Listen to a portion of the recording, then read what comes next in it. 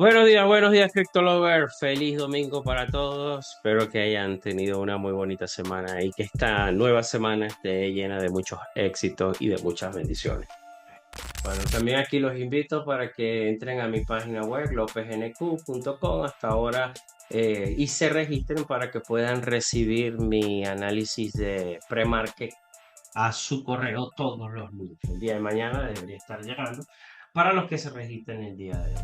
Y bueno, para los que ya están registrados no tienen que hacerlo, sencillamente esperar que les llegue. El mercado se está recuperando. Si vimos Bitcoin tocó nuevamente los $60,000. Pero bueno, necesitamos ver qué pasa con respecto al PIB. El PIB podría mejorar un poco este mercado porque recuerda que ya cambió el contexto. Ya no podemos decir que estamos en un contexto inflacionario.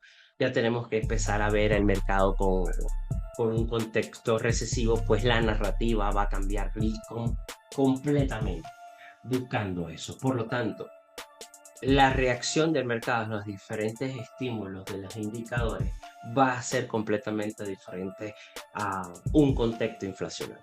Que bueno, también aquí estamos en miedo, no estamos en miedo extremo, pero estamos en miedo. Podemos ver aquí las bolsas tradicionales.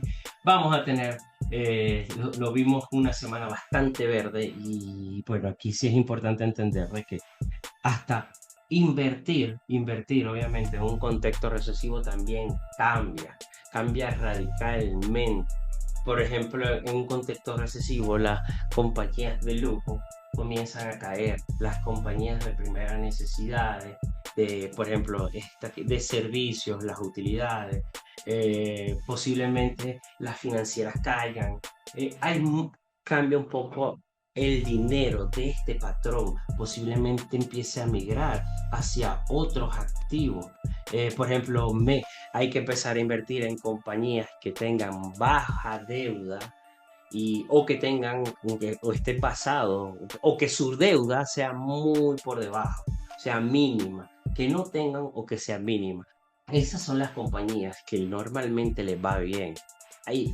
Bueno, hay compañías que ya sabemos cuáles son, que normalmente el gran inversor entra, que son como Coca-Cola, podríamos decir Meta tiene más baja deuda, podríamos decir cualquier compañía de servicio, bueno, por ejemplo, ¿no? Todo eso va a ocurrir y en el mundo cripto también va a pasar eso. Por eso las altcoins tal vez no han despegado. Las altcoins necesitan un panorama no recesivo para despegar. Ahora, como les dije también en la editorial, al fin y al cabo no sabemos si va a haber recesión. Ella llega y no avisa. Podemos estar bajo un contexto recesivo, pero nunca llegamos.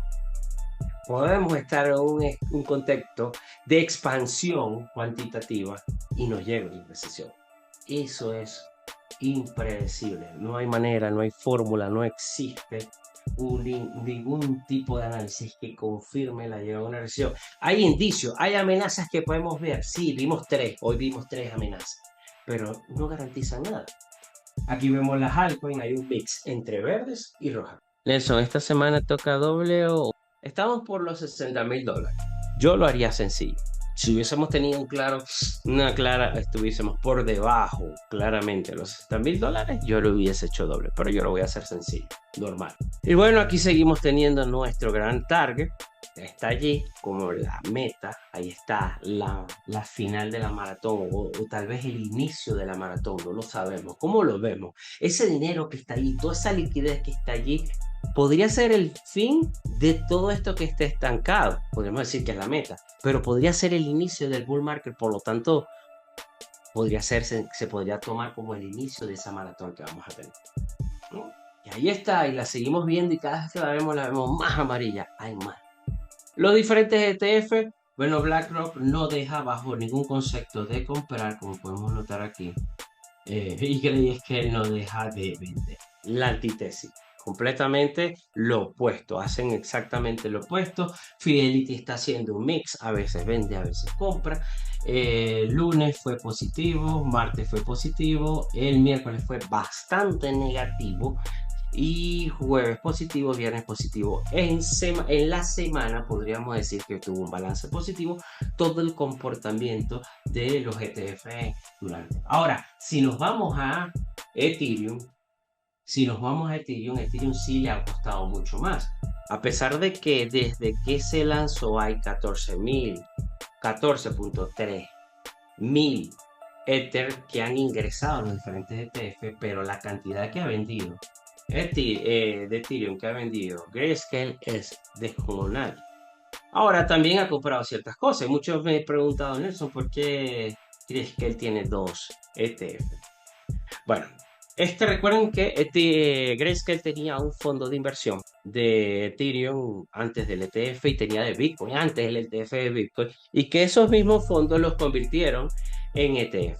Pero como que para ellos captar algo de lo que podría migrar, como le pasó en Bitcoin, que Bitcoin lanzaron un solo ETF, normalmente todas las compañías crean un solo instrumento, ellos crearon dos para que no les ocurriera lo que les pasó con Bitcoin, que cuando convierten ese fondo en un ETF, obviamente no eran competitivos porque sus comisiones de operación son mucho más costosas que el resto. Entonces, ¿qué hicieron? Como ya tenían las condiciones de un fondo a tal tasa, creo que es el 2% que ellos manejan, crearon otro ETF de, digamos, bajo la misma administración Grayscale, pero con otra tasa.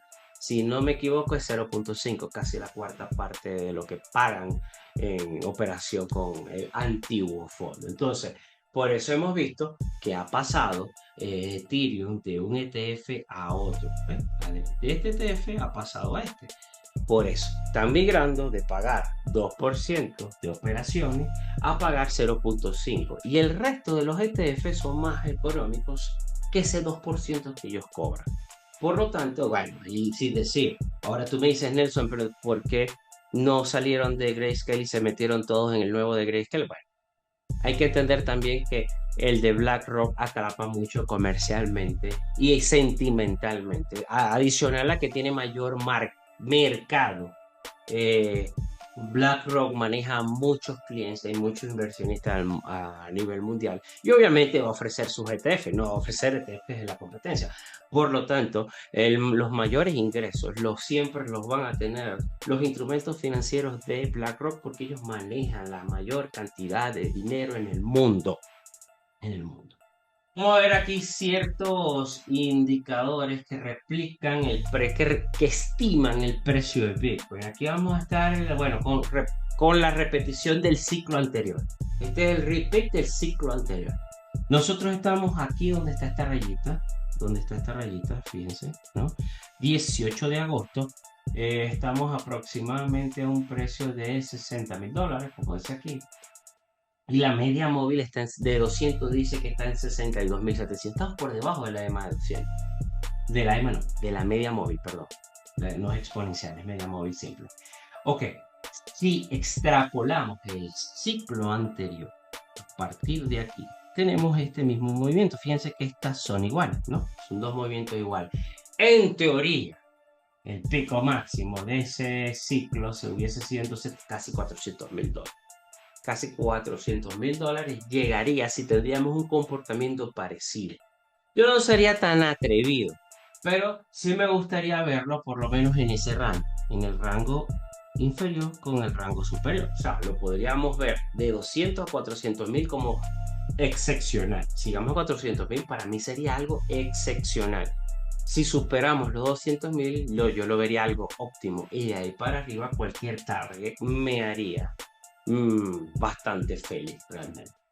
Creo que me daría como un cumplido el hecho de que llegara allí. Vamos hacia otro modelo. Tenemos aquí el modelo de poder. Del modelo de poder podemos notar de que al final se van estrechando esas líneas entre el piso del mercado, el medio, digamos que el target medio, que es la verde, y la morada, que vendría siendo en teoría el máximo histórico. Nótese que en el ciclo anterior no llegó. Hay una pequeña brecha entre esa línea morada que se proyecta y esa verde. ¿Por qué? Yo aquí le atribuyo eso a la manipulación que dio China, en el momento en el que valió el Bitcoin, hizo que cayera un 30% Bitcoin, no, un poquito más. Sí, fue casi un 60%, de hecho. Lo cierto hizo que ese envión que llevábamos hacia esa línea no cedía. Al fin y al cabo tuvimos precios bastante provechosos que nos hizo materializar bastante, capitalizar muchas ganancias. Pero bueno, al fin y al cabo en el ciclo anterior no pasó. Con respecto a los ciclos anteriores, aquí llegó, aquí llegó, aquí llegó. Esta fue la diferencia. Ahora, ¿llegará en este? No lo sabemos. No lo sabemos, pero digamos que veamos el target. La verde, la línea verde, está alrededor de los, digamos que esto, aquí estamos el 7 de octubre, vámonos aquí. Vamos a julio, medio, un mes medio. Fíjense que la banda verde me habla de $120,000 prácticamente a 140,000 la morada.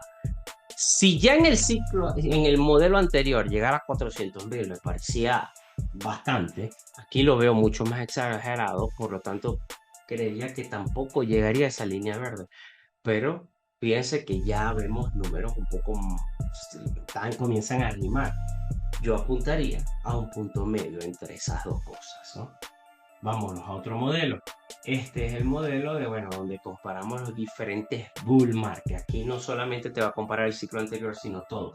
Nosotros estamos aquí, esta es la roja. Fíjense que para los días que llevamos, estamos muy por debajo con respecto al ciclo. Este es el ciclo del 2017, este es el ciclo del 2020 y este es el ciclo del 2000, bueno, el 2016, vamos a ponerlo así, porque este es el 24.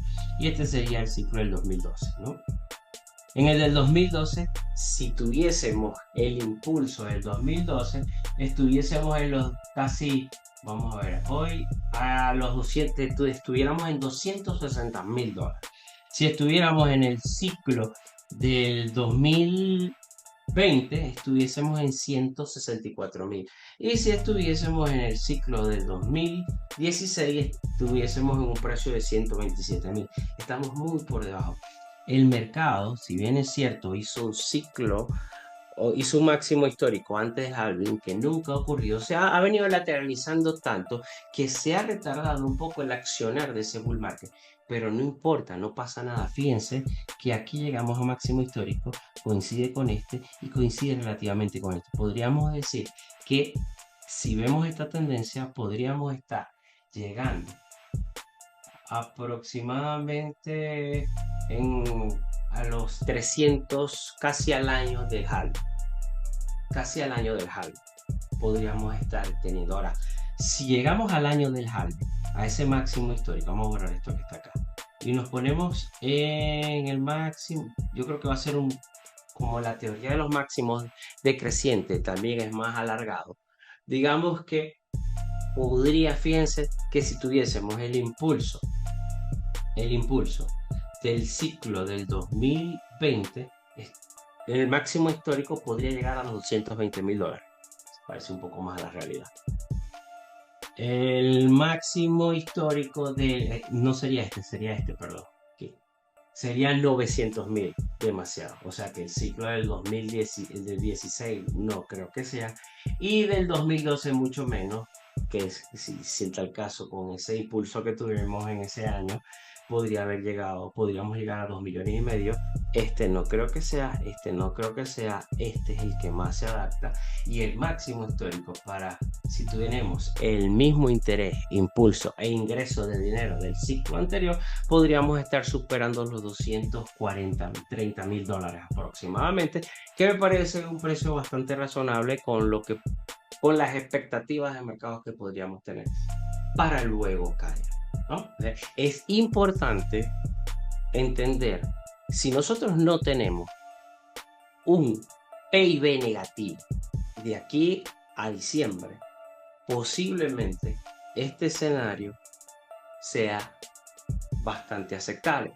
¿Por qué? Porque para que podamos entrar a una recesión oficial necesitamos 6 meses. Por lo tanto, sería en junio, julio del año que viene aproximadamente, cuando esto esté, digamos, en máximos históricos, que podríamos tener oficializado. Ahora, si no vemos un PIB negativo en marzo del año que viene, eso se retrasa 3 meses más. Por eso el PIB hoy por hoy es el indicador más importante del conjunto de la economía. Si en un contexto inflacionario era el IPC, ahora en un contexto de recesión el más importante es el PIB. Todo va cambiando, todo, todo va cambiando. Y bueno, aquí estamos este es se llaman Rainbow Chart, y estamos claramente todavía en la zona azul, en una zona importante de acumulación. La zona azul es la zona en la que en teoría, según este modelo, es la mejor zona para acumular Bitcoin y no hemos salido de él. ¿Cuándo hay que vender? Bueno, cuando ya nos acerquemos a esa zona roja, ahí hay que vender. Si extrapolamos lo que hemos venido viendo y nos vemos en julio del 2025, podemos notar aquí los diferentes precios. La zona naranja, el máximo, está alrededor de los $268.000. Y ahí podemos ver patrones. Para mí el número clave es este. Según todos los modelos que vemos, los consejos de inversión, para la cual yo tengo preparado una estrategia de salida. No exactamente cuando llegue ahí, ya yo antes estoy saliendo, solo que ahí aceleraré. Importante, no voy a esperar que llegue para vender. Ya yo vengo vendiendo como vaya subiendo. Y bueno, este es el popular Stock to Flow, donde en rojo vuelve a coincidir que es la mejor zona de acumulación antes de iniciar el rally. Cuando termina el rally, cuando se pone amarillo. Ahí podemos notar que es donde termina el rally. Ya, se puso amarillo, en teoría debería salir. El tema de este modelo Stock to Flow es que te da hasta los tiempos. Y este está basado según la cantidad de Bitcoin que se va creando en el tiempo.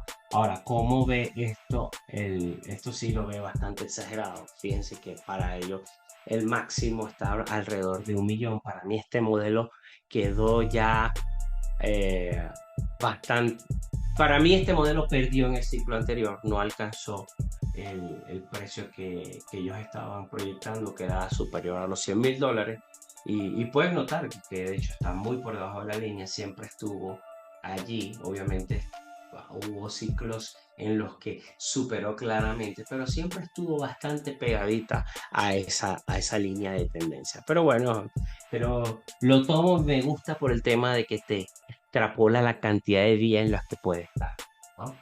Y bueno, este es el ciclo, el P-Top, que le llaman, el Top Cycling Top, el Peak Cycling Top, en el cual cuando estas dos EMA no son simples, son medias móviles simples, una de 111 días y una de 350 días, se tocan. Cada vez que se tocan viene una corrección, cada vez que se tocan viene una corrección, cada vez que se tocan viene una corrección, o demuestra el fin del ciclo. Y todavía eso no ha ocurrido. Por lo tanto, creo que le falta un poquito más. Podríamos estar, como les digo, puede convivir un top del mercado antes de una recesión cercana. Sí, sí es compatible. Sí es compatible, pero tenemos que depender mucho del sentimiento, de que no exista algo más que baje ese sentimiento como un potencial conflicto, que es lo que les comenté. Para mí es la amenaza número 1. Si mañana aparece un conflicto mundial entre dos o más potencias, creo que eso ya sí le daría fin a cualquier expectativa de bull market que podríamos tener, ¿no? Y bueno, aquí vamos a ver cuáles son las expectativas del mercado con respecto a los próximos recortes o decisión de tipos de interés, ¿no? La de septiembre, bueno, ya aquí ya está un 75%, cada semana aumenta, y mes a mes podemos notar de que, bueno, aquí hay un recorte de 25 puntos, aquí en noviembre, noviembre, en octubre es que no hay, en noviembre sí hay, en noviembre hay recortes también 25 puntos, en diciembre tenemos 25 puntos más, en enero también se extrapola eso, en enero, en marzo, en abril. Lo cierto es que en septiembre, de aquí a un año, las expectativas es que las tasas estén alrededor del 3.5% de interés. Por lo tanto, estaríamos hablando de casi 200 puntos que hay que rebajar o que el mercado estaría descontando en los próximos 12 meses. Y este es Truflation, donde nos dice que, bueno, tenemos una inflación acumulada de 1.44%, muy superior a ese 2.9% que nos dice el gobierno de los Estados Unidos. ¿Ven? Ahí lo pueden ver. Vámonos a hacer nuestro análisis del mercado de Forex. Vamos a ver qué preguntas tengo por aquí, Nelson. Esta semana tengo que, ya lo comenté. Saludos a Douglas que está en el Táchira, saludos a José Miguel en Puerto Ordaz, a Miguel Ulloa desde Cartagena, saludos a todos los que están conectados siempre fielmente a todas mis sesiones. Muchísimas gracias, de verdad. Esta próxima lista de oportunidad para tomar. ¿Está próxima alguna lista de oportunidad para tomar provisiones y tener disponibles USDT? Realmente no. Ya colocamos, a menos que exista alguna caída, que si bien es cierto, por eso tienen que ver el último video que monté en la cual les digo, pareciera que todo está preparado, pero yo no sé, hay algo que me dice que lo estoy viendo muy fácil. Vayan a ver el video anterior, porque ahí prácticamente les estoy diciendo a qué atenerse.